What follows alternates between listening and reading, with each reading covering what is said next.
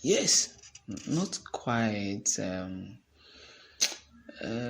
Okay, but thinking back now, I recall that Mary was the one who always undressed in my presence, dancing seductively, and claiming that I was just a kid.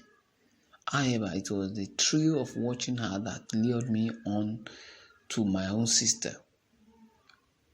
I immediately identified Raphael's first innocent step. It was the common error. He is a small boy. He is still innocent. Don't be too hard on him. I took a quick look into his eyes and told him very simply. Today, those constant unrestricted viewing of Mary's. Yes. Ramen didn't attempt to challenge my theory. He silence spoke volumes. I knew there was more between Mary and him. He was not telling me the full story, but I let it go and pursued my previous argument. Are you still thinking that you are the only guy who ever spied on his sister's nobody? I asked. Are there guys like me preying on? He asked in disbelief, slowing down to return cup of it as though he suddenly remembered that it was on the table. My people have an adage, I responded as he returned to his bed. They say the smile on the face does not cover the sore on the foot. I quietly bent over and removed my shoe. He had a white bandage over my recent wound from my exposed nail on a carelessly placed wound.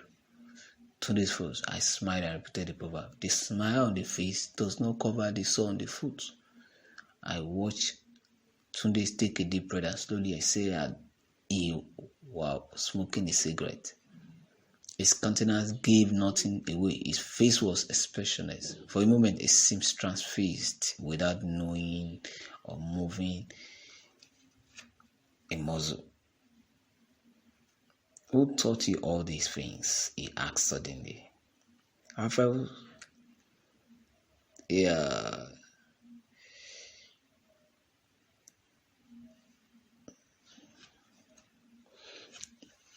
No, you didn't answer my question. I have a private life, and you want me to analyze my private life with you? Let that not bother you. Let that not bother you. You will get to know more of me. However, please, I need to ask you some more personal questions in order to analyze the event of your life. Is that okay with you?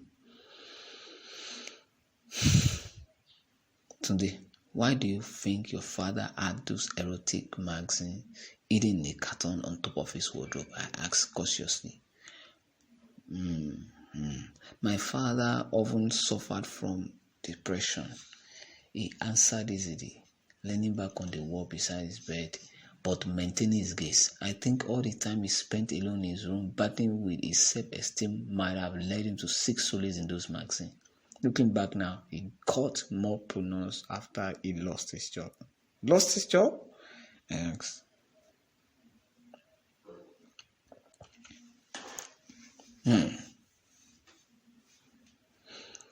Tunde take another deep breath. His speech was yes, not quite.